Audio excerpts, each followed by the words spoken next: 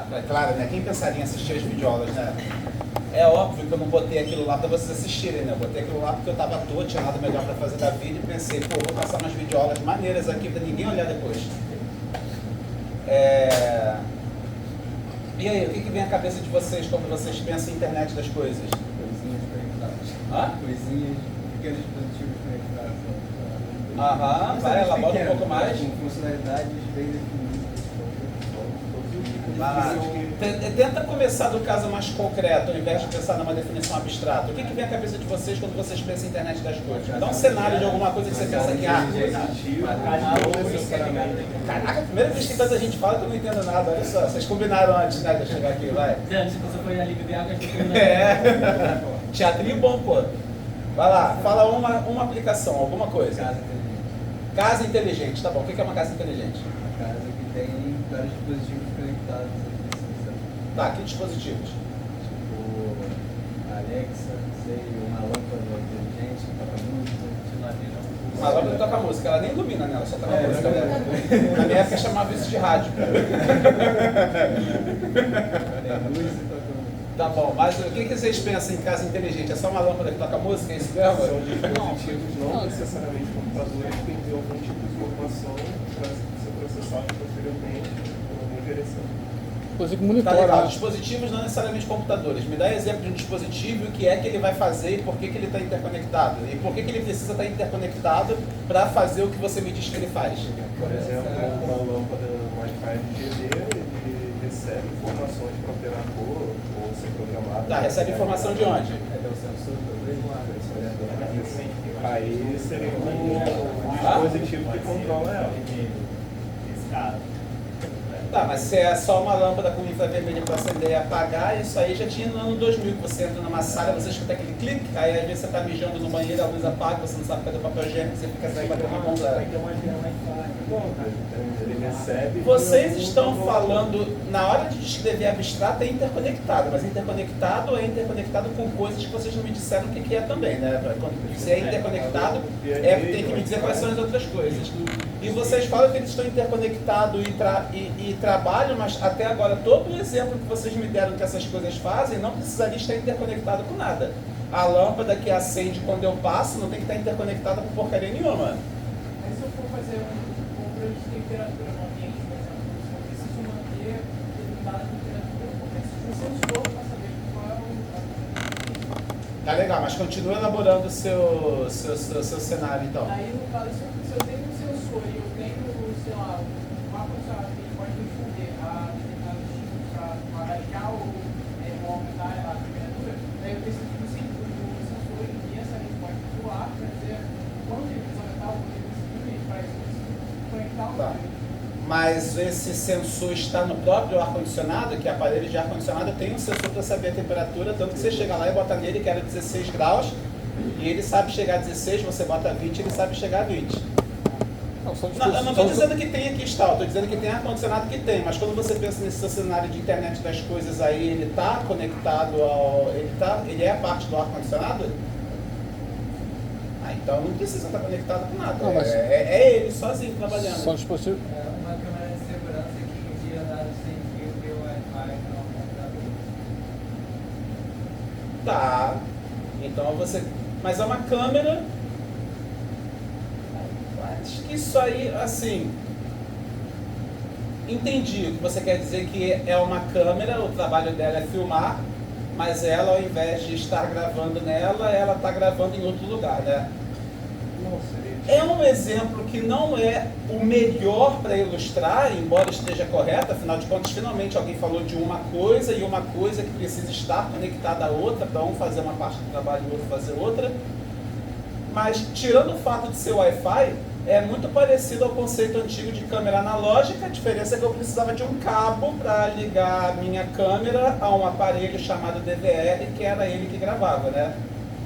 Mas tem que estar Pensa ligado. numa coisa nova, assim, uma coisa que você fala assim, porra, antes não tinha como fazer isso, mas não só na questão de estar com fio ou sem fio, sabe? Tem um estado que aí regula, climatiza a casa inteira, sei lá. Boa, agora começou a ficar um negócio melhor, né? Porque aí não adianta ser um termostato num único aparelho, porque você está querendo manter o controle temperatura na casa toda, né? Se tiver um dia frio, por exemplo, então com uma música na lâmpada. Tá, bom, pronto. Eu nunca vi um rádio com sensor de temperatura, então faria sentido realmente que alguma coisa capaz de medir temperatura, se estiver nevando, toca Jingle Bell, né? Tá. Mas vocês têm que realmente pensar tão longe para pensar em uma casa inteligente, não tem nada mais próximo assim de uma utilidade pra gente que vocês conseguem pensar, não? Pode ser conectar os dispositivos do celular. Você... Ah, finalmente, né? Alguém agora, e aí você vai poder o quê? Com tudo conectado no seu celular? Ele dá uma funcionada para a gente conectar.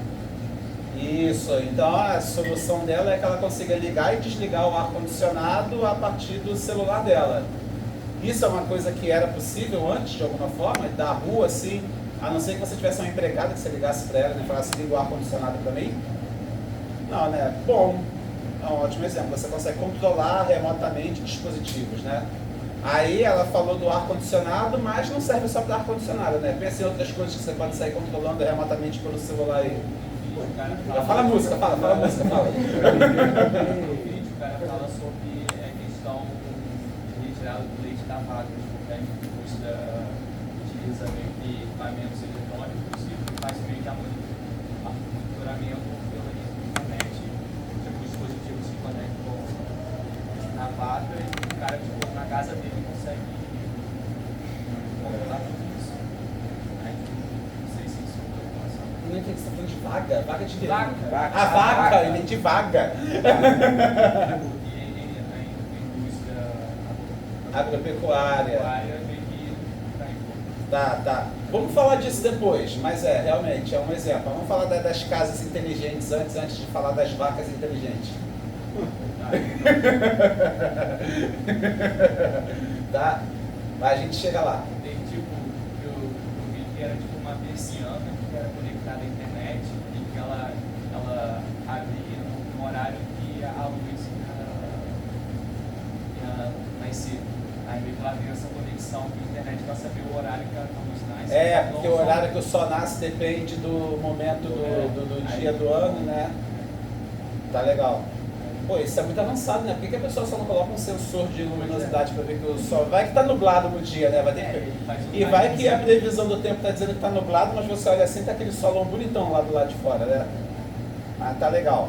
Bom, ainda gosto mais do exemplo de controlar remotamente a casa, né? Ela deu o exemplo do ar-condicionado. O que mais que você vê utilidade de poder controlar remotamente? A câmera de segurança. Uma câmera de segurança. Ele gosta de câmera, né? Você vê que ele gosta de câmera. Está... Uma outra coisa que você controlaria de longe de casa e que você acha legal. Babá eletrônico. Hã? Babá eletrônico. Babá eletrônica. A luz, quando Acender e apagar a luz, né? Aí você vai com o celular, aí a luz é conectada na Wi-Fi da casa. Aham. Tá legal. Controlando sem usar o celular por sensores de presença, né? Abriu a porta, acontece. Pra você receber uma notificação, É. né? Isso é uma coisa legal, né? Você receber uma notificação tipo, a porta abriu, a janela abriu. Não vai ser uma notificação, mas assim que você abre, são dois dispositivos, um que fica grudado na parede e outro na porta. Você abriu a porta, ele dá algum sinal, algum zero. Pra já abrir a janela também, você diz. Aí você pode colocar como segurança ou pra, tipo, quero entrar abrir a porta do escritório e a luz já acende. Tá legal. Você pode fazer a configuração que você quiser, né? Essa parte legal, não fica estático. Bom. Robô de limpeza. Ligar um robô de limpeza. O quê? Robô de limpeza. É o robô de limpeza, bom. Geladeira avisar que acabou a cerveja. Geladeira avisar que acabou a cerveja. Pô, isso aí que eu tava querendo pensar, tá vendo? Pô, o álcool sempre ajudando a sociedade, cara. Vamos lá, tudo que vocês mencionaram até agora é só a habilidade de controlar remotamente alguma coisa, né? Apertar uns botõezinhos ali, tipo acende, apaga, liga, desliga, abre, fecha. Exceto o caso do colega ali que ele já fez mais um comportamento orquestrado, né? Tipo, abre a porta e já abre todas as janelas. Alguma coisa do tipo. Mas assim, ainda envolve o exemplo que você deu de abrir a janela e tudo mais, até que não é só uma ação manual de você ativar alguma coisa não, que você deveria fazer antes algum tipo de pré-configuração do que você quer que abra junto e do que você quer que feche junto, né? Deveria ter alguma maneira de programar o ambiente para isso. Então já envolve uma programação, já é um exemplo melhor do que os outros de só aperta o botão e liga, desliga, acende, abaixa, abre e fecha. Mas o exemplo dele é bom porque quem é que iria ver que a cerveja acabou? Só você quando você Ia quer. ter que ser você apertando o botão e dizendo acabou a cerveja? Não. Automatizado. Automatizado. Como? O que vocês pensam, né, do pouco que vocês entendem sobre tecnologia, né? Afinal vocês não são da área, né? Do pouco que vocês entendem de TI, como é que vocês acham que... O que poderia ser feito para detectar que a cerveja acabou? Um sensor? Hã? Visão computacional. Visão computacional, legal. Então a geladeira tem uma câmera lá dentro, ela tem visão computacional, ela detecta que não tem mais cerveja lá dentro, já ficou mais inteligente, né? Agora envolveu visão computacional, que já entra naquela parte de IA. Ainda vai ter que saber reconhecer na geladeira o que é cerveja.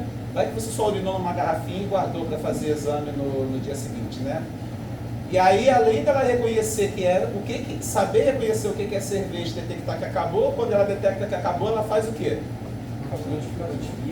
Vai mandar só uma notificação? Tipo,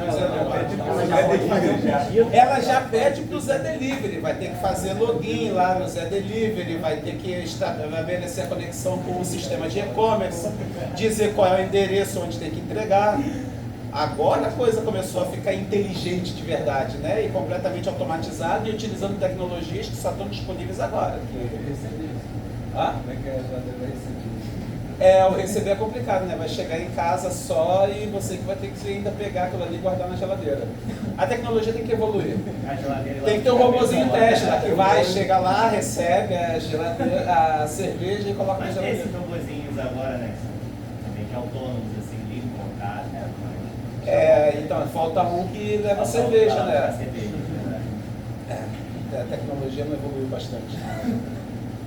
Tá? A gente brinca assim falando que a tecnologia não evoluiu bastante, mas quando você pensa em estoque de qualquer coisa, eu vi isso numa farmácia.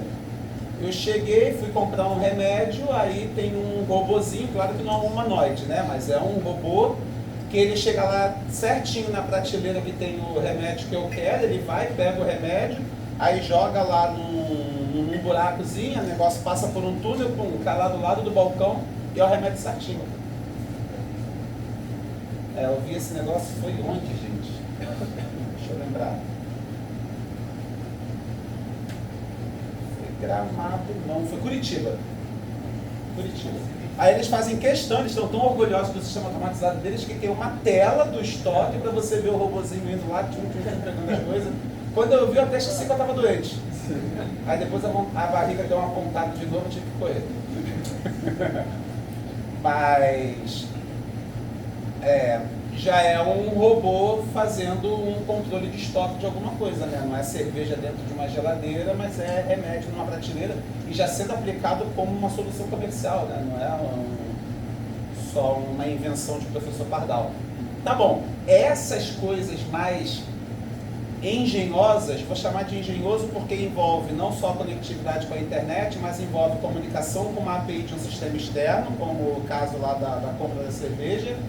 É um sistema, que é o da geladeira, acessando um outro sistema, que é um sistema de e-commerce. E aí vocês, acredito eu, que já entendam de programação o suficiente para entender que você precisa entender como é que é a API lá do outro cara, para um sistema computacional falar com o outro. Uma coisa é você, no browser, chegar lá e preenche os campos, né? Nome, endereço, clica nos botões para fazer as coisas. Outra coisa é você fazer um programa que esse programa acessa um site de e-commerce, escolhe qual é o produto, escolhe qual é a quantidade, efetua a compra, faz o pagamento, tudo programaticamente, né? Falando assim, vamos falar assim. Além da parte da visão computacional, porque sem visão computacional essa coisa não seria possível, né? No caso lá do sistema do remédio, já imagino eu que seja uma tecnologia menos complexa, porque os remédios, eu percebi que eles ficavam todos virados para um lado que tem um código de barra ou alguma coisa ali para fazer identificação. Então ele só passa por um leitor de código de barra ali e já vê, opa, esse aqui é o remédio que eu quero. Não sei se ele já quer dar uma programação prévia para saber, o Tilenol está lá em cima e a aspirina está lá embaixo, para ele não ter que ficar toda hora percorrendo tudo para encontrar, né? deve tratar aquilo como uma matriz, né? Que você sabe exatamente, dependendo do que eu te peço para comprar, ele já sabe qual é a coordenada X e Y, onde tem que estar. Ele só vai lá e faz a leitura para ver se tem, né? Se tiver vazio lá o buraquinho de devia ter alguma coisa, ele não pega nada. Mas a ideia da geladeira não, sem visão computacional não consigo imaginar. Tem um exemplo, melhor não, porque não envolve cerveja, né? O exemplo de cerveja é sempre melhor. Mas é o da geladeira perceber qualquer item que esteja faltando e já pedir para fazer meio que a compra do mês. Já vai identificar que acabou a manteiga, leite, refrigerante, verduras, frutas. E ele mesmo, a partir... A lista pela Alexa? Não, pela Alexa não, a TV, né? A TV de Agora é assim, a lâmpada que toca música, é a TV que gela, é a própria geladeira. Tá. É que a gente bota muita atenção na Alexa, porque ela que meio que veio para deixar você controlar a casa pela voz, e as pessoas acham que a casa inteligente é graças a ela. Todas as outras coisas têm que ser inteligentes, ou se forem inteligentes, facilitam o trabalho da Alexa, né? Que uma coisa é só usar a Alexa para ligar e desligar uma televisão ou um rádio, ou seja, o equipamento que eu controlo só aceita comando externo para ligar e desligar e mais nada. Mas no caso da geladeira, não vai ser a Alexa que vai ter que chegar lá e filmar dentro dela para saber o que tem lá dentro. Tampouco acredito eu que a tecnologia vai ser no ponto em que a geladeira só tem a câmera e é a Alexa que tem que processar a informação da câmera para identificar o que faltou. Eu já imagino a geladeira como sendo uma solução autocontida. No máximo, a Alexa vai ser o caminho de fuga dela para acessar a internet e fazer o pedido. Ou então uma maneira de você controlar por voz a geladeira, ou melhor, a geladeira interagir com você, né? A geladeira podia chegar, você está lá dentro do jogo e a geladeira fala, ó, tô percebendo que a cerveja está acabando, seu time está perdendo. Você quer que eu peça mais cerveja? Quer que eu já aproveite e compre e peça também para trazer carne e carvão? Tá? Se tiver com preguiça eu posso sugerir um espetinho. Então, tá bom. Agora a casa começou a ficar bem inteligente, né? Uma casa nesse nível. Mas visão computacional tem a ver com, geralmente, câmera. Visão computacional significa a partir das imagens de uma câmera, um sistema computacional conseguir identificar os elementos que estão ali. Será que uma geladeira dessa poderia ter, tipo, sei lá, botes de cerveja mesmo, tipo, ter o seu surpresa? Mas aí você acredita que o ser humano vai pegar a cerveja, vai colocar nos lotes da cerveja, vai pegar o arroz e vai colocar nos lotes do arroz? Pelo amor de Deus, né? Vocês não conseguem nem se inscrever em disciplina?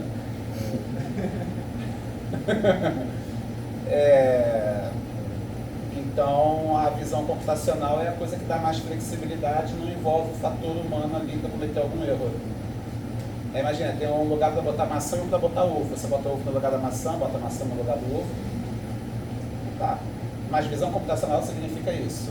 Um computador, a partir de uma imagem, identificar o que tem ali. Pode ser identificar pessoas, né? Tipo, esse aqui é o Rafael, aquele ali é o José.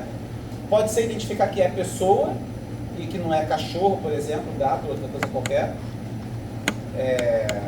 Pode ser identificar até a ação que a pessoa está realizando, tipo, está estudando, está dormindo, está matando alguém, está dando soco, está bebendo água, está comendo.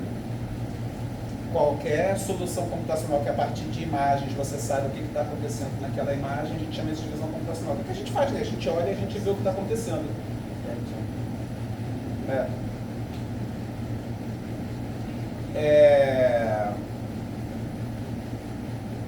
Tá bom. Então agora visualizamos aí o que é a internet das coisas no contexto da casa inteligente, né? Que vocês mesmos apresentaram. E é exatamente isso. Tá? Então, sendo um pouquinho mais técnico, a internet das coisas é um paradigma de rede em que não estão apenas interconectados à rede computadores. Quando a gente fala rede, é rede e internet, né? Rede Ethernet, esse tipo de coisa. Não está conectado apenas, não apenas computadores estão conectados à rede, mas também as coisas, dispositivos. Aí vocês deram vários exemplos, né? TV, portão, janela, porta, geladeira, ar-condicionado, cafeteira. Isso é uma mudança de paradigma, porque até recentemente o que se conectava à internet era computador. Né? Alguma coisa que você instala no sistema operacional, bota os aplicativos, aí você bota ali um aplicativo de mensagem, bota um jogo.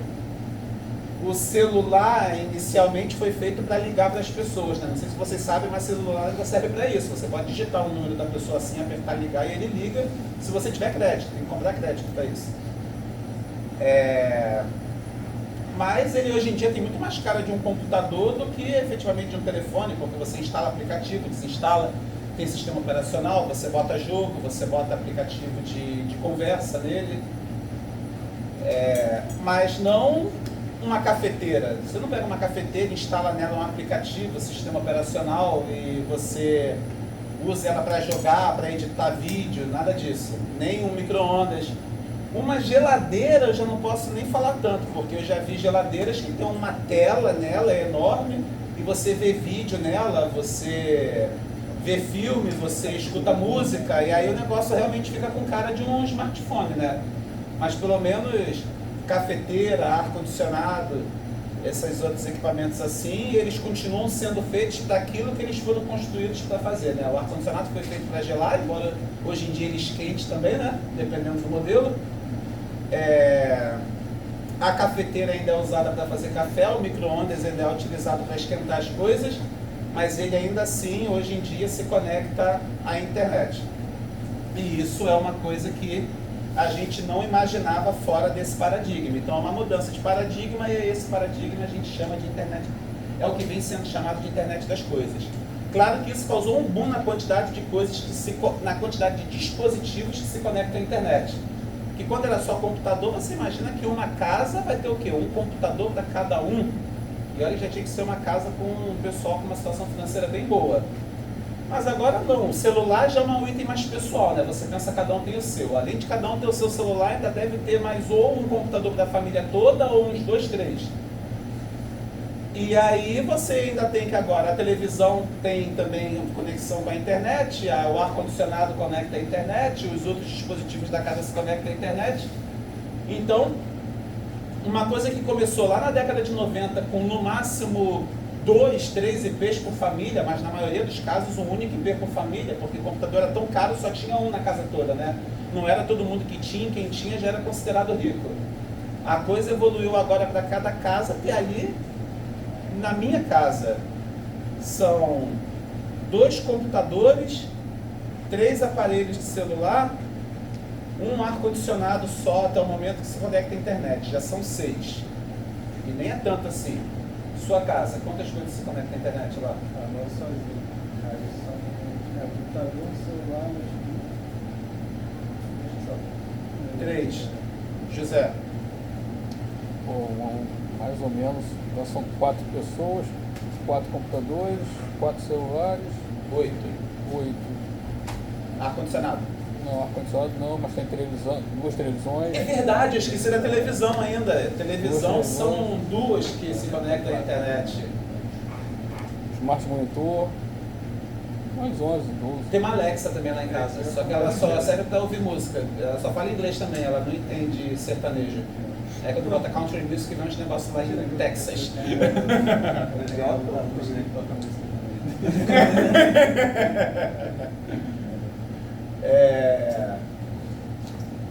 Bom, entenderam agora esse boom, né? E você pensa assim que no mundo tem 8 bilhões de pessoas. Se você der 3 IPs para cada pessoa, já deu 24 bilhões de IPs que você precisa para endereçar essas coisas. Alguns são mais pobrinhos e não tem tantos IPs assim, mas outros são mais ricos e tem uma cacetada de IP por pessoa, né?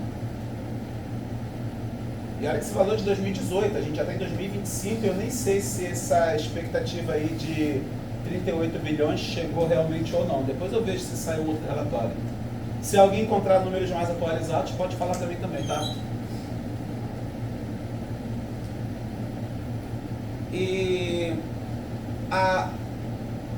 o primeiro experimento, né? Vamos chamar assim, um experimento registrado de uma tentativa de conectar algum dispositivo, alguma coisa à internet para receber comandos de um computador é de 1999 e... Não, 99 não, minto, é outro.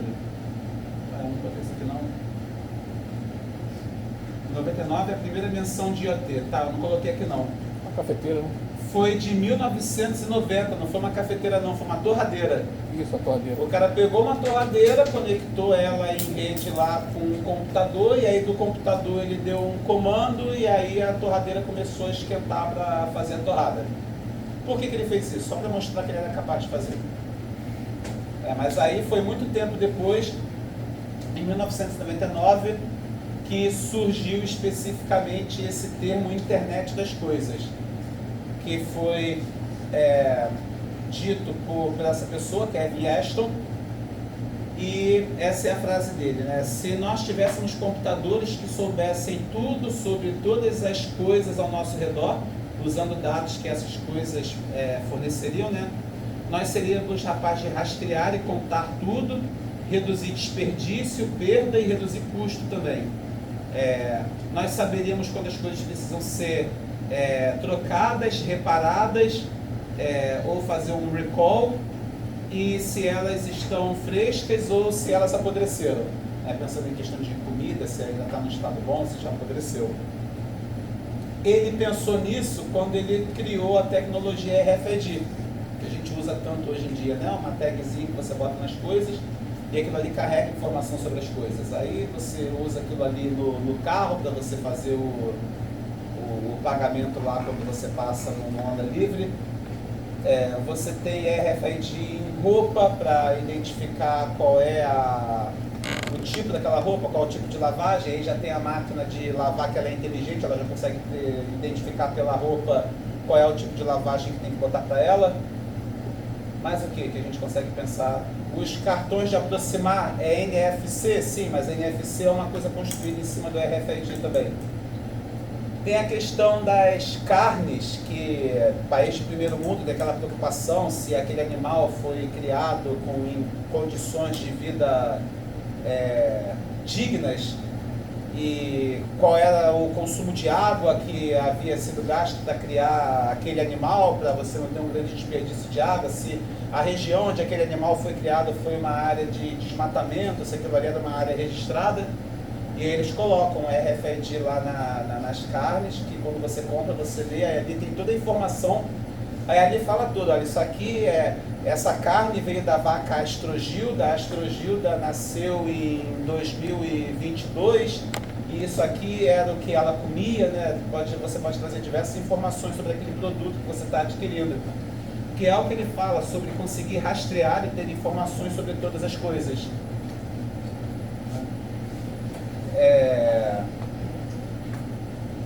E aí tá bom, aí surgiu esse termo internet das coisas. Isso também era uma solução legal para você computacionalmente conseguir ter informação sobre as coisas, porque aí você não tinha que pegar um humano, chegar lá, digitar no banco de dados, preencher as informações, mas cada dispositivo por si só ele já carrega um equipamento ali que traz todas essas informações.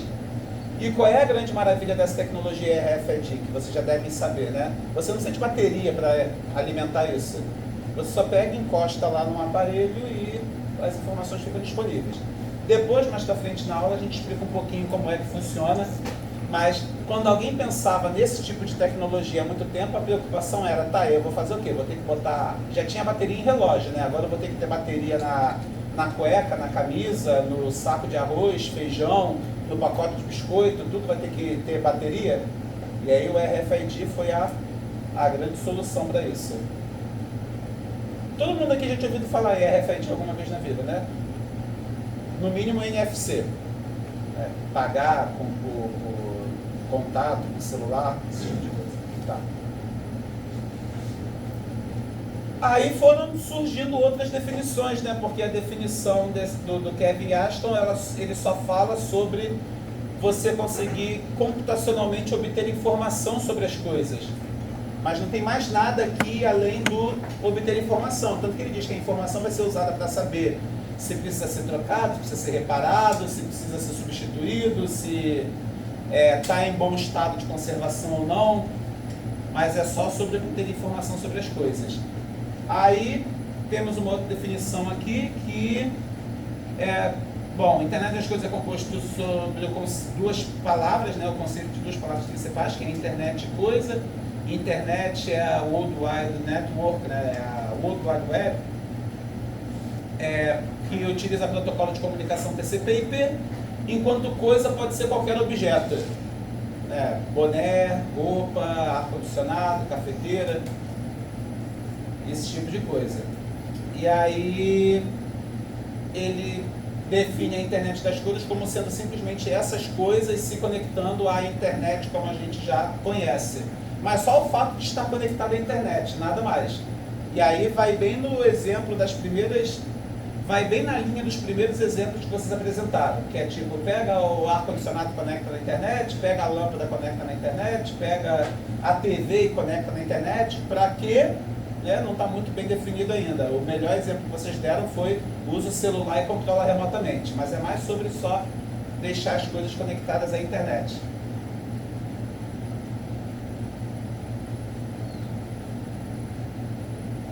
Tá, vamos pular essa aqui que é um pouco mais parecida ainda com a outra.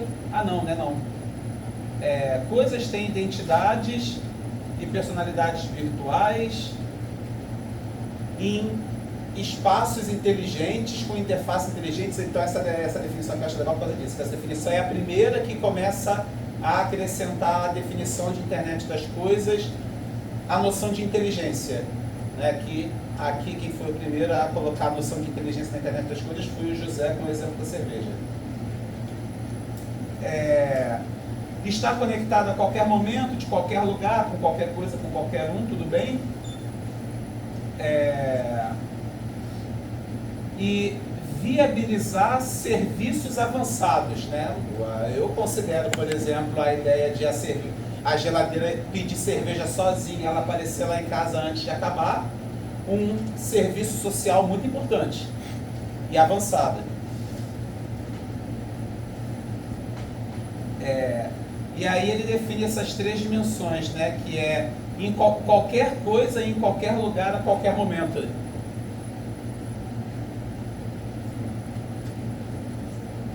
E a definição que eu acho melhor para a internet das coisas, que foi oferecida por esse órgão IEC, International Electronic Commission,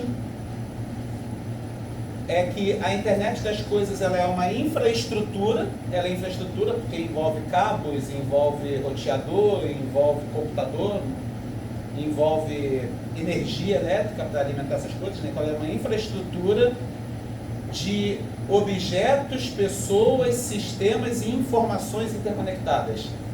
Então não é só sobre os objetos e os computadores, né, que a gente pode ver ali como os sistemas, mas as pessoas também fazem parte dessa interação.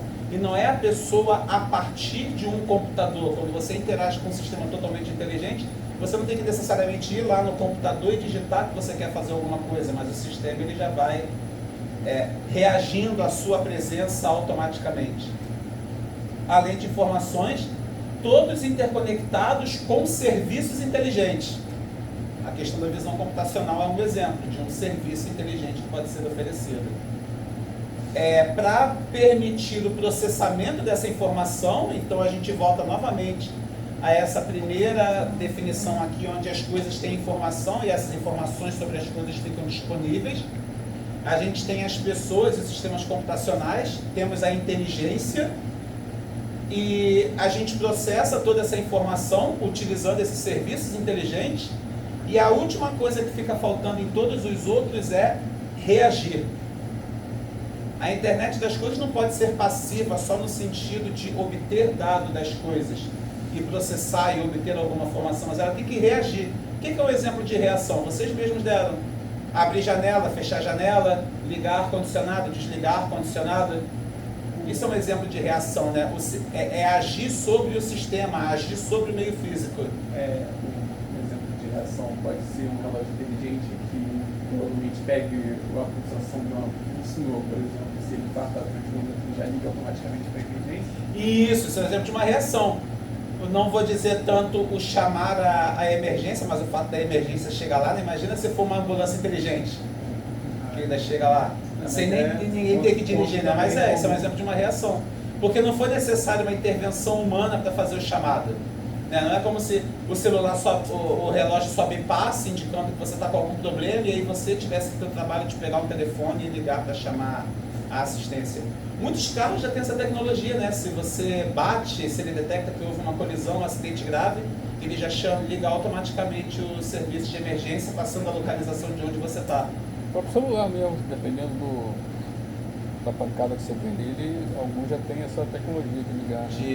Identifica isso como uma porrada. Identifica como um acidente, né? Se você estava a 80 km por hora e foi a zero de repente do nada, né? Provavelmente foi um acidente. Tem alguns carros que verificam, tipo, eles conseguem ver que o motorista dormiu e aí vai para o acostamento e estaciona. E solta, tipo, faz barulho para você acordar. O barulho é uma coisa mais tranquila, né? Verificar que a pessoa fechou o olho também, né? A parte de visão computacional. Não, isso que eu ia falar, tipo, sobre visão computacional, por exemplo, no caso da geladeira, assim, tipo, esse processamento, ele pode estar tanto na geladeira ou ele pode estar usando a internet para Sim, processar. poderia também. Mas tipo, tem alguma Se eu fosse a pessoa fabricando essa geladeira, eu colocaria essa inteligência na própria geladeira. Mas isso limita alguma coisa, tipo, não é inteligente, porque não faz parte do internet das coisas, sim, dessa... Não, nos dois casos. Bom, depende, se a geladeira for sozinha fazer isso, mas não fosse comunicar com mais nada, ela só detecta que não tem cerveja e ela só emite um bip ou acende uma luz nela mesma, não é a internet das coisas. Agora, no momento em que ela se integra com os outros elementos que fazem parte dessa rede, que é o caso de ou mandar a Alexa conversar com você e avisar, ou já entrar em contato direto com o Zé Delivery e mandar entregar, aí você já está tendo uma integração de sistemas, aí você tem uma internet das coisas. Tá? Senão é só uma solução fechada, né? Imagina se essa geladeira tão inteligente aí nem tivesse conexão com a internet, né? Não tem nem Wi-Fi, nem um RJ45, nem nada. Ela faz essas coisas todas, mas guarda tudo para ela. Mas isso meio que barateia, né? Tipo, se ela usasse processamento externo. Aí a gente começa a falar do objeto mais de estudo dessa disciplina, né? Nenhum almoço é de graça. Se você está economizando o processamento local, você está pagando o preço de transferir mais dados em rede. Você está falando de imagem. Imagem não é uma coisa com baixo tráfego, é uma coisa com muito tráfego. E aí quando você vai analisar aí, qual é o custo da tecnologia para botar uma visão computacional ali, é muito caro, dependendo do que for não. E aí você vai colocar o processamento ali mesmo.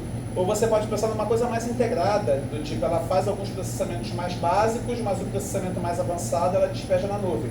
Aí a parte mais avançada da geladeira só vai funcionar se tiver conexão com a internet, mas a parte mais básica do funcionamento dela vai funcionar mesmo que não haja conectividade com a internet.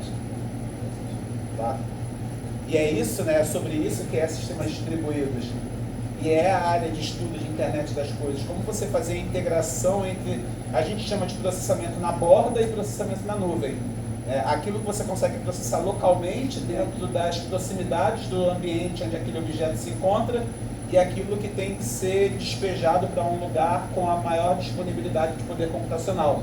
E a gente já falou de nuvem, né? Nuvem é uma tecnologia que dá para você todo o poder computacional que você puder imaginar em qualquer lugar, né, a partir de apenas alguns cliques. Lembra da definição lá, né, que tem que ser autoconfigurável, tem que ser acessível de qualquer lugar, né, tem aquela definição bonitinha lá de internet das coisas que cobre 5 pontos e que vocês têm que saber esses 5 pontos.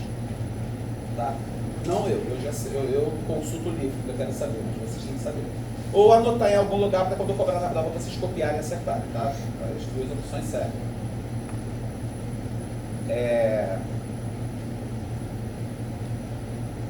Tá bom. Voltando para cá então. Em 99 o termo Internet das Coisas foi inventado, em 2004 ele apareceu numa grande mídia, foi o jornal The Guardian. Em 2005 ele já aparece no relatório técnico internacional dessas organizações que ficam padronizando coisas, né?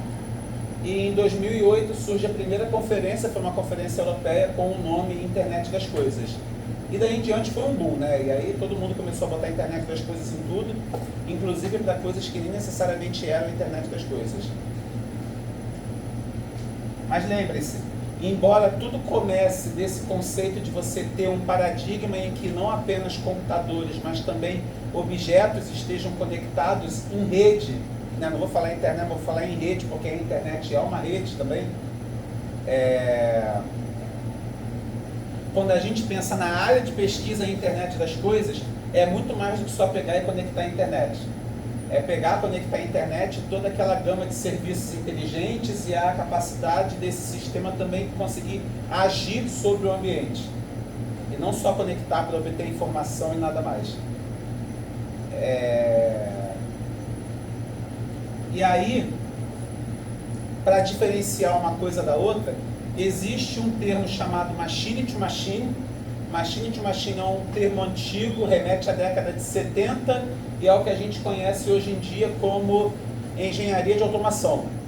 Uma fábrica de produção de automóveis, por exemplo, já é um ambiente onde você tem diversas coisas interconectadas em rede trabalhando juntas, porque você tem um robozinho lá que parafusa a roda, você tem alguma coisa que pega o chassi do carro, coloca em cima de uma esteira, que vai e coloca a porta, parafusa, solda, coloca vidro, coloca banco. E isso envolve uma série de coisas, né? Não são computadores, são robôs, né? que estão ali interconectados em rede e trabalhando juntos, cada um contribuindo para uma parte da montagem desse veículo. Mas é um ambiente com configuração muito mais estática. Lembra bem a proposta de um de vocês que falou hoje, eu configuro a casa, quando eu abrir a porta, abre as janelas também. Mas é uma configuração estática, você chega lá, você pré-programa isso, quando eu abrir a porta vai abrir a janela, e é assim que vai funcionar. E se for funcionar de outro jeito, você vai ter que fazer login no sistema, entrar, mudar a configuração, aquela coisa bem mais cara realmente de mundo da computação, né? E você saber que você está interagindo com o sistema computacional. E quando a gente pensa em internet das coisas, não, já é uma coisa bem mais dinâmica.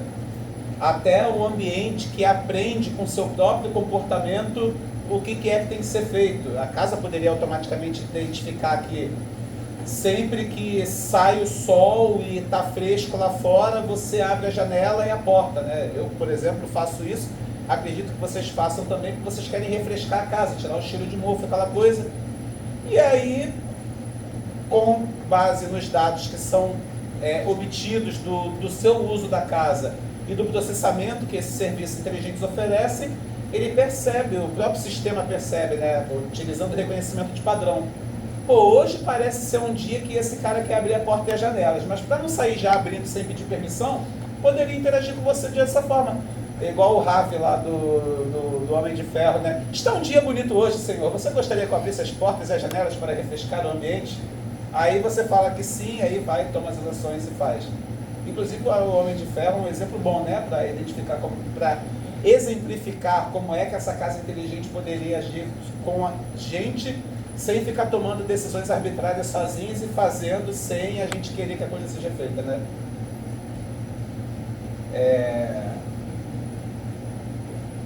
Então essa acaba sendo a diferença, né? E é por isso que eu não gosto de associar o conceito de internet das coisas a apenas pegar objetos e conectar à internet, porque objetos conectados em rede já é uma coisa mais antiga. A diferença é que antes estava limitado a uma planta industrial e só dentro daquela planta industrial, e agora não, agora com o meu celular aqui eu ligo o meu ar-condicionado em casa. Só mudou o escopo da rede, né? Saiu de uma rede local para passar a ser a internet, mas o princípio ainda é o mesmo.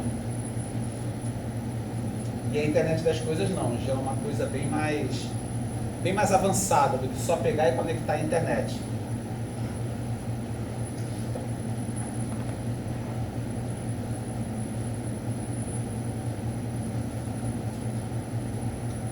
Características da internet das coisas. Primeiro é essa distribuição em ultra larga escala, porque agora é tudo interconectado com tudo, né? E embora os exemplos que a gente deu são mais de tipo a gente gerenciando os próprios equipamentos que a gente tem dentro da nossa própria casa, dá pra gente pensar em cenários mais inteligentes do que isso. Não vou ainda no cenário lá das vaquinhas, né, que o nosso colega apresentou, mas um outro exemplo é Imaginem que os carros estivessem todos conectados à internet e dotados de sensores que pudessem identificar o desgaste e o uso de diversos componentes dentro dele. Pneu, suspensão, injeção eletrônica, consumo de energia, dentre outras coisas. E aí você, fabricante de carros, construiu um carro, vendeu 100 mil unidades no mundo todo, né? Não só no país. As pessoas estão pegando seu carro, estão dirigindo, estão usando. E a partir dos dados que você está coletando do uso de cada um desses carros, você conseguiu identificar algum problema. Sei lá, a ignição não está sendo perfeita, você está identificando que volta e meia alguns carros estão rateando, né? Estão perdendo potência na hora de acelerar. E a partir desse processamento de dados, você identificou que na verdade foi um problema da construção do motor. Não vamos botar um problema da construção do motor, não, que é muito complexo para corrigir. Vamos dizer que o problema que foi identificado é só um problema de software. Agora o motor tem software também, para fazer controle de quanto combustível joga e tal. O próprio sistema identificaria isso, identificaria qual é a causa do problema. Se for tão inteligente mesmo, o próprio sistema já vai fazer a correção do software. Agora vocês programadores sabem que programar é praticamente ChatGPT me dá um código que faz isso, ChatGPT me dá um código que faz aquilo, né? A gente não está muito longe da própria inteligência artificial programar. Ela vai, corrige o software e já envia o software para cada um dos carros, faz a atualização, tudo funcionando. Agora sim a gente está falando de uma distribuição em ultra larga escala, porque são plantas industriais espalhadas ao redor do mundo, né? Carro não é fabricado num único lugar. Só pensar no Corolla, não é fabricado num único lugar. E as pessoas que compraram também não estão num único lugar. A gente está falando de um carro que foi vendido 100 mil unidades no mundo todo. Então tem na América do Sul, tem na América do Norte, tem na Europa, tem na África, tem nos diversos cantos da Ásia. E você tem essa interconexão, essa obtenção de dados e essa atualização de dados também de cada um dos equipamentos. Lembrando também que além de ser uma quantidade massiva de dispositivos interconectados, estamos falando também de uma quantidade massiva de dados que devem ser processados. E a gente precisa projetar uma arquitetura computacional que dê conta dessa quantidade de dados sendo gerada e não vai ficar pegando todos esses dados e levando para a nuvem, né? Como você falou lá da geladeira, manda para a nuvem. Uma geladeira mandando a imagem dela para a nuvem é uma coisa. Agora, o Rio de Janeiro, com 7 milhões de habitantes, com talvez 1 milhão de geladeiras, e o tempo todo ficar mandando imagem do que tem lá dentro para a nuvem, você vai colapsar a internet desse jeito. Deve ser mais de 1 milhão, né? Acho que casa não tem em média 7 pessoas. Com 7 milhões de pessoas deve ter mais 3 milhões de geladeiras, pelo menos aí no Rio. Tem quem tem 2, né? Lá em casa tem 2 geladeiras e um freezer. Das cervejas. Isso é importante, é importante. De quando eu bebi, agora eu não bebo, mas eu tenho um apego tão emocional das bebidas que elas ficam lá em casa e eu não consumo. Eu fico vendo qual é o maior intervalo de tempo que eu mantenho sem beber, né? A última vez foi em 18 de janeiro. Não coloquei mais nenhuma gota de álcool na boca. Vamos ver até quando eu resisto.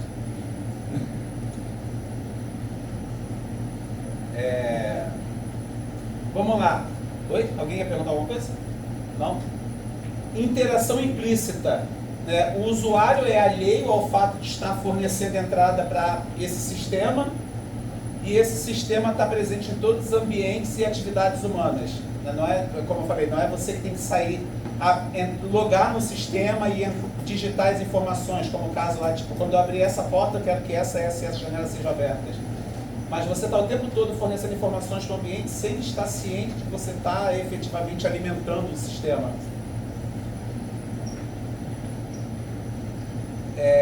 Consciência de contexto é importante, né? Contexto é o quê? É localização, identidade, tempo e atividade que está sendo realizada. Isso é importante, porque naquela história de estar um dia bonito, estar ventando, for abrir as portas e as janelas para arejar o ambiente, vai que no momento que você está com seu cônjuge numa situação mais íntima, e aí do nada abre tudo, né? Todas as janelas, todas as portas, de frente para a rua. Então é importante saber qual é o momento, quais ações estão sendo realizadas, qual é o local. uma composição altamente heterogênea, porque a gente está falando não só de sistemas computacionais com capacidade de processamento diversas, né? Se você fala de um desktop, um celular e um computador servidor, já são três coisas, categorias completamente diferentes, mas a gente ainda fala de computadores, né? Sistemas computacionais. Mas agora a gente está falando também de coisas. Algumas coisas mais com cara de computador, como a geladeira que tem uma tela lá enorme, você consegue ver vídeo e tudo mais nela, daria até para botar no modo texto, abrir um teclado digital com uma mensagem. Mas a gente fala também de coisas que ainda se comportam como coisas, como a cafeteira, que a única coisa que faz é café, e o micro-ondas, que a única coisa que faz é esquentar coisas. E o último, mas não menos importante, é a inteligência. A inteligência tem que fazer parte da internet das coisas.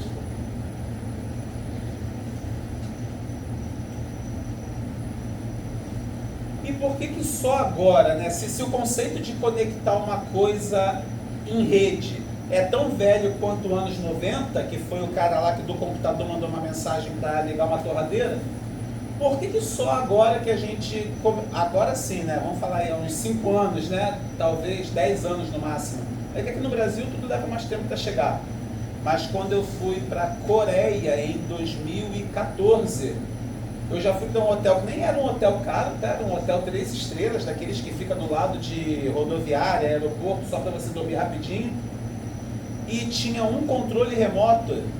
E esse controle remoto controlava não só a televisão, como acendia, apagava a luz, abria, fechava a janela e aquecia o assento da privada. Mas era um controle remoto, né? Uma coisa, não era tipo um celular que você pega, instala o aplicativo e faz as coisas todas. Em 2014, cara, eu já conseguia controlar o ambiente inteiro a partir de um único controle remoto. Mas a coisa começou a ficar mais popular, né? Popular no sentido de você nem ter que ser um rico para conseguir comprar essas coisas, por causa do avanço e do barateamento de diversas tecnologias. Por que é tão fácil agora conectar coisas à internet? Porque o Wi-Fi está rápido pra cacete. Com aquele Wi-Fizinho lá de 50 megabits por segundo, não ia dar conta de você conectar esse monte de coisa à internet. Nem ia dar para ver o Netflix. Bluetooth também evoluiu bastante, tanto em distância quanto em quantidade de dados que você consegue trafegar a partir do Bluetooth.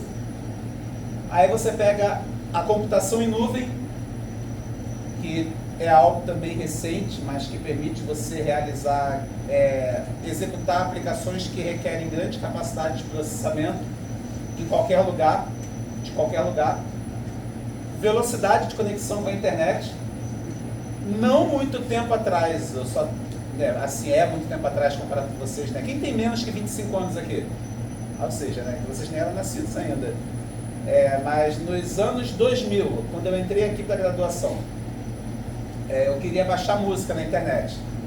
A conexão era discada por linha telefônica e a velocidade era 56 kbps.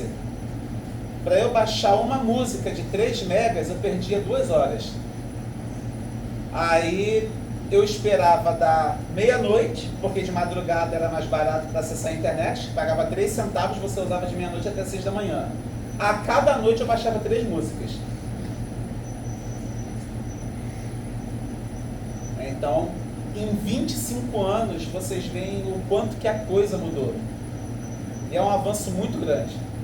Acho que há 20 anos ninguém esperaria que a capacidade de armazenamento, a capacidade de processamento, a velocidade de comunicação em rede melhoraria o tanto quanto melhorou. A gente esperava que fosse melhorar, mas não nesse nível, né? Já chegou ao ponto que é mais rápido eu fazer o download da internet de algum conteúdo que eu queira do que pegar o meu pendrive, colocar no USB no computador e pegar no pendrive, que às vezes é um pendrive antigo, USB 2.0, 50 megabits por segundo. Aí quando eu pego da internet o negócio vem a 200 megabits por segundo, sai mais rápido do que pegar no pendrive. O RFID também é uma outra tecnologia que veio para, por exemplo, permitir que a própria roupa diga para a máquina como é que ela quer ser lavada, né? Porque elas têm uma tagzinha nelas que pode carregar essas informações. Tá? Então foram avanços em diversas áreas que viabilizaram a gente agora falar tanto de internet das coisas. Exceto uma área não evoluiu o suficiente para a gente realmente ter essa coisa toda interconectada, bem futurística, como por exemplo a questão dos carros, que eu falei para vocês, né? Que eu vou dar um exemplo mais futurista ainda. Imagina que a indústria que faz a extração de silício teve algum problema nela, desastre ambiental, seja lá o que for, e nesse mês ela não vai atender aquela extração. Então ela já comunica a indústria que fabrica semicondutores, que fabrica a indústria que desenvolve sistemas eletrônicos para a construção de carros, que avisa para a indústria que fabrica carro que vai haver um atraso no suprimento, que já faz comunicação com o setor de estoque, a coisa toda você já ajusta em todas essas empresas envolvidas nessa cadeia a escala de mão de obra, aí você já começa a antecipar a férias das pessoas, que você sabe, não vai dar para produzir, que não vai ter mão de obra, para que eu vou pagar para o cara ficar aqui na minha planta industrial só tomando café e fofocando, né? E aí você já adianta as férias das pessoas, você já não faz promessa de venda para cliente, porque você sabe que vai haver um atraso, e tudo isso acontecendo automaticamente. E não como é hoje em dia, que primeiro tem que atrasar na entrega, para o cara perceber que não vai conseguir entregar, e aos poucos a informação vai passando adiante, né? A gente está falando de diversas empresas que são, uma não tem nada a ver com a outra, né? A empresa de extração de minério, né, que fabrica semicondutor, que também não é a empresa automobilística que fabrica carro. Mas com todo esse avanço em processamento, em armazenamento, o que está faltando para permitir realmente que essas coisas todas se integrem assim com essa facilidade toda? Ou para que essas empresas realmente decidam fazer isso dessa forma, com essa abertura toda, controlando pela internet, comunicando via internet? Mas aí você está pensando o quê? Tecnologia de comunicação, interface? Não. Geração de dados, compartilhamento de dados, por exemplo, a empresa de minério para compartilhar os dados. E aí qual é o problema em si? Qual é o nome? Não, aí ele foi numa direção boa, mas qual é o nome dessa preocupação que você tem com os dados? Segurança. Infraestrutura, se você pensar em cabeamento para transferir dados, em fornecimento de energia elétrica, essas coisas avançaram bastante. Avançou tanto que agora todo mundo tem sua placa, seu painel solar instalado em casa e gera energia, joga energia na rede também. Um grande problema que a gente ainda tem você joga de volta para a rede, mas depende da rede para obter essa energia de volta depois, né? E aí quando a rede colapsa, falta energia para todo mundo. Um sistema mais inteligente, até o armazenamento da energia seria distribuído. E aí facilitaria para você ter certa autonomia, por exemplo, num bairro ou numa cidade, que se houvesse um problema com a concessionária, aquela cidade não teria um estoque de energia para se manter autossuficiente por um certo período, né? Considerando que a gente ainda nem coloca os nossos cabos subterrâneos, que parece até aquele ninho de pomba bêbada pendurado no poste, acho que a gente está bem longe de ter essa rede de distribuição de energia tão avançada assim. Tem um amigo meu alemão que veio visitar, né? Aí eu levei ele para Cantareira, e ele viu um poste lá na Cantareira que cara, parece até que cresceu cipó, tem trepadeira, um monte de coisa lá, tem um monte de fio pendurado. E ao invés dele olhar para aquilo com desprazer, né, desgosto, que país subdesenvolvido, que bagunça, que desorganização, ele olhou para aquilo maravilhado, aquele pessoal assim, caraca, que incrível que isso funciona. Assim, não funciona com a confiabilidade que deveria funcionar, mas dada a cara que acho que funciona muito bem, sabe? Eu acho incrível que vai faltar luz o quê? Uma vez por mês, se for no inverno, né? No verão não, no verão cai mais, mas não é nem problema daquilo, né? É problema do gato, que o pessoal rouba energia, mas aquele emaranhado todo de fio ali que não sei como é que as pessoas entendem, porque o alemão, isso é uma coisa da cultura deles, né? Eles são muito metódicos, aí o cara vai montar uma casa. Não, o fio de fase é dessa cor, e a fase 1 vai ser dessa cor, a fase 2 vai ser daquela cor, o fio do neutro vai ser dessa cor, e se a cor for diferente, o cara nem faz. Eu levei uma bicicleta no ciclo, porque o cabo do freio arrebentou, eu morava lá, né? E o cara falou, não, a gente não tem o cabo dessa bicicleta, tem que esperar uma semana para vir. E eu que sempre tive bicicleta no Brasil, eu pensei, que porra é essa de cabo dessa bicicleta, cara? Pega um cabo qualquer, corta ele, né? O cara se recusa a cortar um cabo. O cabo tem que ser feito exatamente do tamanho daquele modelo da bicicleta, que tem aquele acabamentozinho de chumbo na ponta, né? Pra não ficar farpa nem nada. E se o cabo for 2 centímetros maior, ele não pega e enrola o cabo, ele simplesmente não usa o cabo. E aí, para alguém nesse nível de organização para fazer as coisas, olhar esse poste que a gente tem, e aqui as próprias casas são uma bagunça, né? Na minha casa é fio preto da porcaria toda. E aí eu tive que fazer um trabalho lá de mudar o quadro de energia, e quando eu olhei aquele monte de fio preto, eu falei, pô, vou chamar um cara para fazer. Aí o cara foi, ficou lá o dia todo. Quando ele falou, pode ligar, eu não acreditei que fosse funcionar. Falei, pô, desliga tudo da tomada, que na hora que eu ligar vai dar alguma merda nessa porra. Pô, não deu merda, cara. Como é que ele descobriu? Eu acho que é caro por causa disso. Ele precisa de umas 6, 7 horas só para descobrir o que é cada fio. Quando você fosse padronizado bonitinho, o cara chegava lá, né, em 1, 2 minutos ele resolvia o problema. Vamos lá, vamos voltar para cá. Então, tecnologias viabilizadoras. A gente tem a computação em nuvem, que a gente já falou bastante, né? A gente tem a inteligência artificial, que a gente já falou bastante. É o tema que está mais em alta atualmente dentro da área de TI. A questão da conectividade, que é a velocidade da comunicação, né? Internet, fibra ótica, Wi-Fi super rápido, Bluetooth com maior distância. E talvez o termo novo aqui que vocês não conheçam ainda é dispositivo embarcado. O que é dispositivo embarcado para vocês? O código vai ficar rodando sempre no aparelho que não tem conexão com mais nada. Né? Assim, o micro-ondas, você vai fazer um código que você vai colocar 5 minutos, ele vai sozinho, sem ajuda de nada, assim, não tem como rodar, não tem como atualizar. Muito bom. Sem interferência externa.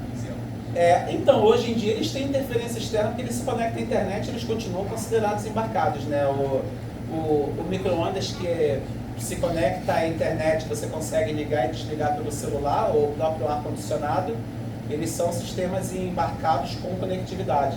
Mas sim, o ponto-chave ele é um sistema especialista, acho que você falou isso hoje, não foi, Lina? Com um propósito específico, que é o conceito de sistema especialista. O micro-ondas, ele tem ali um sistema computacional que é um sistema embarcado, mas eu não vou conseguir transformar aquele micro-ondas numa geladeira, ou num carro, ou numa cafeteira, simplesmente instalando um software diferente nele. Ele vai ter que ser micro-ondas, não vai deixar de ser micro-ondas. Tá? É nesse sentido que a gente pensa em sistema embarcado. Então ele tem uma função única, o software que a gente instala nele normalmente é chamado de firmware, né? A gente não fala de software. Aí você pensa firmware do DVD, né? Do home theater. O celular também é um sistema embarcado, embora ele tenha uma cara mais de computador pra gente, né? Mas a gente entra nessa discussão filosófica numa outra aula, faz parte desse escopo também, tá? Mas vamos pensar inicialmente em sistema embarcado, o ótimo exemplo que ele deu ali do ar-condicionado, do micro-ondas, né? E micro-ondas é um equipamento antigo, né? Pelo menos do antigo nosso de uso, que ele já tinha uma cara mais parecida com um computador, né? Porque tem um tecladinho pelo menos ali, você bota uns números, você faz umas configurações, tipo, eu quero descongelar, eu quero aquecer, e quando você vai aquecer tem a opção se é frango, se é carne, se é peixe, e você consegue configurar a potência, dá meio que uma cara de computador, né? Faz um monte de pipi, configura lá, quase fazendo uma programação, e aí ele faz o que você quer.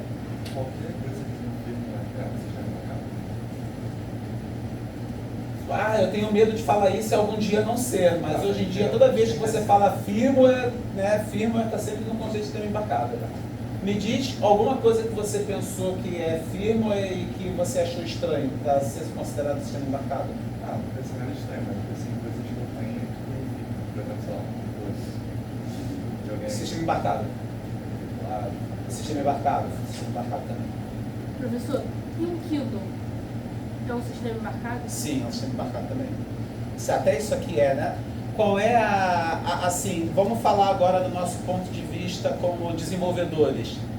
Diferença para algo que você vai chamar de sistema embarcado para algo que não é um sistema embarcado. O sistema embarcado, o software é muito atrelado àquela configuração daquele hardware em específico, e aquele hardware em específico foi construído única e especificamente para aquilo. Tá, aí vamos pensar no celular, que para mim é o caso mais de borda mesmo, né? Porque isso aqui você instala aplicativo, igual no computador, né? Você instala Word, você instala coisa para ver vídeo, você instala coisa para gravar vídeo, software para fazer videoconferência. É um computador, né? Tem um sistema operacional para eu instalar e desinstalar as coisas. Por que isso aqui é considerado um sistema embarcado? Observe que quando você vai instalar, isso aqui é um celular Android, né? Quando você vai instalar um Android num celular, não é igual quando você quer instalar o Windows no computador, que você entra no site do Windows, você só escolhe que é para arquitetura x64, né? Que é a AMD Intel.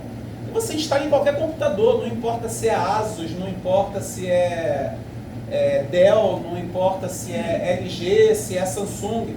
Aquele arquivo que você pegou, você pega e instala no teu computador e ele vai funcionar, porque ele é dessa arquitetura x64. Tá. O Android não é assim. Você não entra no site do Android, pega lá, eu quero um Android para ARM, e aí você chega em qualquer celular ARM e você instala aquele Android. Quando você quer instalar um Android, tem que ser aquele Android que não é só do teu fabricante do teu celular, mas para o teu modelo, para a variação específica do modelo do teu celular. Isso aqui é um Moto G... Não é Moto G não. Isso aqui é o que? Um Samsung A54. Mas ele é o Samsung A54. Quando você vai ver lá as especificações, tem o de 128 GB, tem o de 256 GB.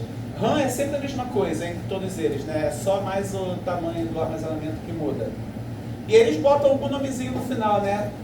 SM A54, AB, GJ, AF...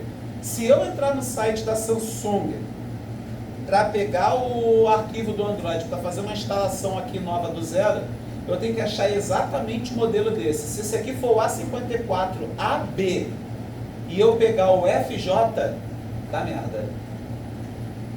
Porque isso aqui foi construído especificamente para funcionar só com essa configuração que ele tem. Qualquer coisa que mudar aqui, o negócio vai dar defeito. E a versão do Android que foi construída para instalar nele, só reconhece exatamente esses dispositivos do jeito que ele foi montado e que estão nele. Sistema embarcado. E quando é algo menor como por exemplo, a BIOS de uma placa-mãe. A BIOS de uma placa-mãe dá para a gente olhar como firmware, né? Dá, não sei. Você não pega uma BIOS genérica, tem que ser a BIOS específica daquela, é um firmware. Mas então é justo falar que a placa-mãe é um sistema embarcado? Sim. A placa-mãe sim. A placa-mãe não é o computador. A placa-mãe é só um componente que faz a interligação daquelas coisas todas. E assim, quando você pensa no computador, o computador é uma coisa mais modular. Você troca o pente de memória, você troca o HD, você bota um HD maior, né? A placa-mãe não é um ambiente configurável. Tu não chega assim, não, tô cansado essa placa-mãe aqui só aceita pente de memória DDR4, eu quero DDR5, você vai trocar alguma coisa nela. Tem que trocar ela toda, né? Aí entra mais, tem essa cara de sistema embarcado. E ela foi feita só para aquilo, para ser placa-mãe, né? Não dá mais nada. Placa-mãe para aquele tipo de memória. E outra coisa, eu falei da memória, mas não é só memória não. Para aquela família de processador dela. Por exemplo, Intel 7ª geração. Se você pegar um processador Intel de 8ª geração, você não encaixa nela e você não ajusta ela, só compra uma pecinha nova para ela passar a reconhecer um Intel de 8ª geração. Não, ela foi feita para Intel de 7ª geração e acabou. Mas eu gostei do exemplo, muito bom, porque eu nunca parei para chamar. Acho que ninguém falaria isso, né? Vou pegar aqui um sistema embarcado, uma placa-mãe, mas se você parar para pensar no tipo de mão de obra que você precisa, nas características que ela tem todas as características do que é um sistema embarcado.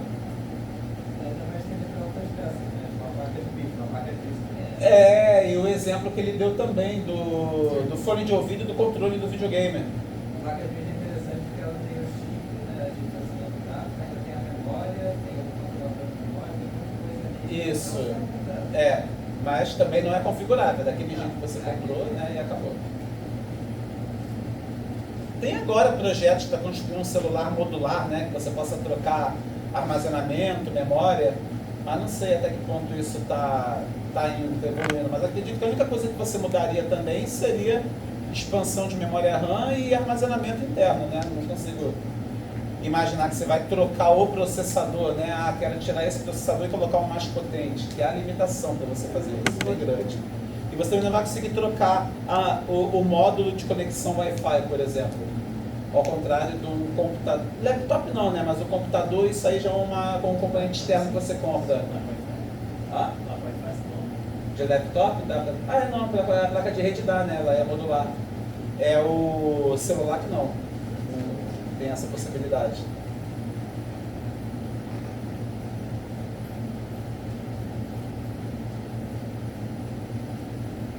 Bom, vamos parar por aqui, que a gente já avançou bastante.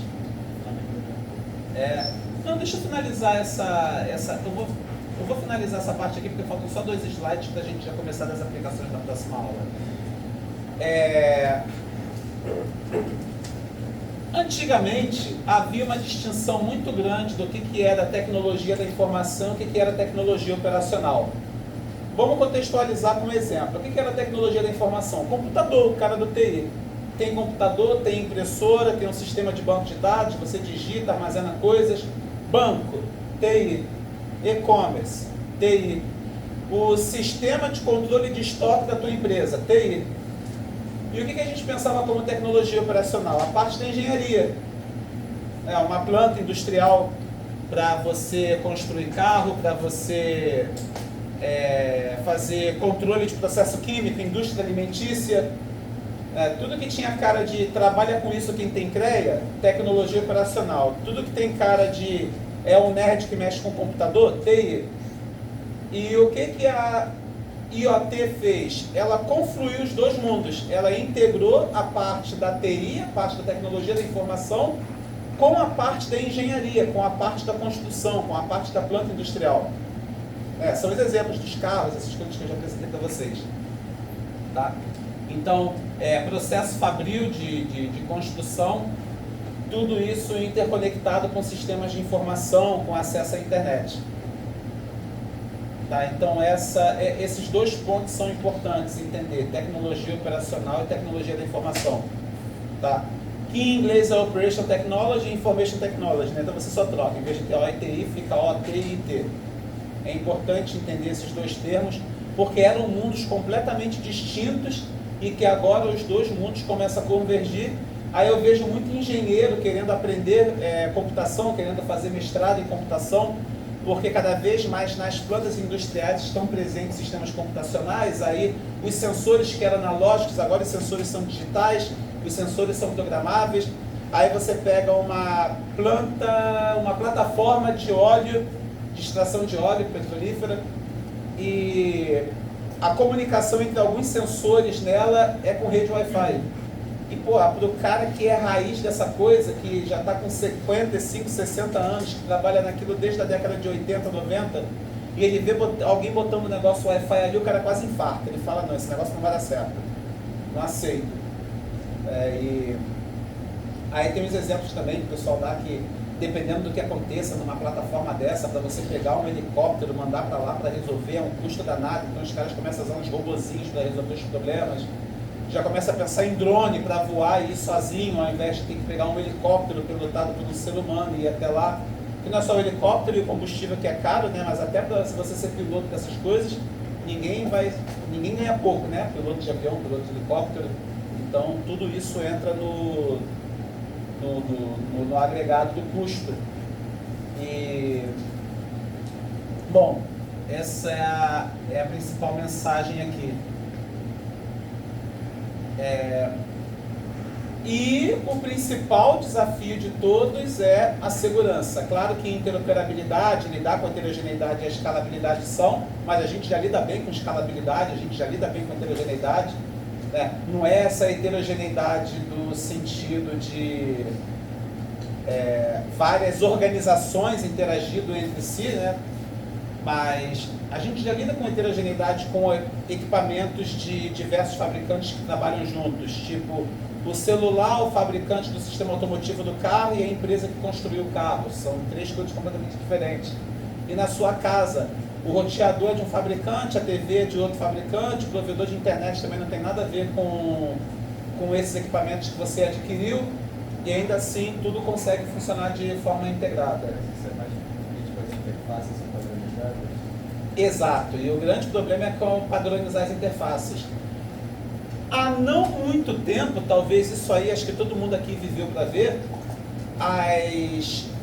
os conectores para você alimentar o celular e para você conectar ele ao computador, eles não eram padronizados. E aí tinha o da Nokia, tinha o da Black não sei o que, tinha o do não sei o que lá, e aí você tinha que ter em casa 30 carregadores diferentes, ou comprava aquele 30 em 1, que tinha vários plugs para você sair plugando um em cada coisa. E legislação resolveu o problema, veio a legislação e falou, olha só, agora a interface padrão é o USB. E aí os mais antigos são aquele mini USB, e aí os mais modernos já são USB-C. A Europa veio com a padronização, o Brasil veio com a padronização, aí vem a Apple e fala, não, nós somos muito bons, e o nosso conector ele é especial e o USB-C não vai atender as necessidades dele, mas é só para ter um conector diferente, né? Você conseguiria adaptar e resolver o problema. Igual uma coisa que eu não sei se eu compartilhei com vocês ou foi em outra turma, mas o que me deu mais ódio de produtos da época, eu falei, nunca mais quero ter um na vida, foi quando eu tive um iPhone 3, eu queria pegar a música, transferir para um colega, queria fazer por Bluetooth, que na época não era tão barato assim para ficar usando a internet para transferir as coisas. A bugalha do negócio não deixava meu Bluetooth me conectar com o Bluetooth do cara, porque o meu era iPhone e o dele era Android. Agora um leigo vai acreditar, não, porque o Bluetooth do iPhone é um Bluetooth especial, ele é diferenciado. Pô, é Bluetooth, gente, o Bluetooth é padronizado, é o nome do padrão, porra. A gente se desse agora, até eles estão tentando fazer uma parada que não sei se vai ser de verdade, mas né? A Europa padronizou a entrada, tem o seu USB-C. Eles estão querendo tirar o USB-C dos iPhones e deixar todos eles só por MagSafe, aquele negócio wireless. Né? E aí já tinha vazado o modelo de um iPhone, vamos fazer um iPhone Air, alguma coisa assim um pouco mais menor, né? Que ele não tem entrada nenhuma. Ele vai ser só pelo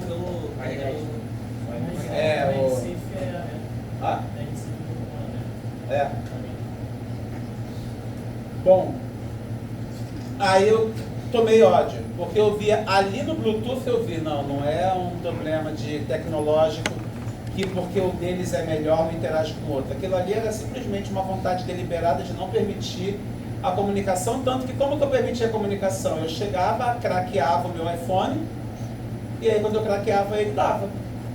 E continuava funcionando igual o iPhone, muito melhor do que com a versão que vinha do fabricante, né? O problema é que se eu fizesse alguma merda também, eu perdi o aparelho. E é claro que eu fiz merda, né? Em algum momento o meu telefone não ligou mais.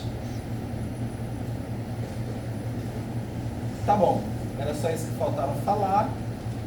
Vamos